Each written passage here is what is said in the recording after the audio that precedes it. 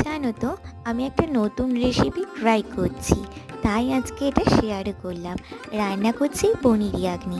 তেলের মধ্যে সাদা জিরে দিয়ে টমেটো কুচো করে কাটা পেঁয়াজ এবং ক্যাপসিকাম দিয়ে এটা ভেজে নিয়েছি। এখানে বেটে জল ঝরানো টক দই, কিছু কাজু আর কয়েকটা পনির মিক্সিতে পেস্ট করে নিয়েছি। আর এখানে গুঁড়ো করে রেখেছি জিরে, কালো মরিচ, শুকনো লঙ্কা, মৌরি, ধনে গুঁড়ো আর এলাচ দিয়ে ভালো করে এই মশলাগুলোকে রোস্ট করে গুঁড়ো করে নিয়েছিলাম। আগে থেকে পনিরগুলোকে কেটে এরকম তেলের মধ্যে ভেজেও রেখেছিলাম, কিন্তু খুব স্লোতে ভাজবে যাতে পনিরগুলোর গাগুলো যাতে কালো হয়ে না যায়।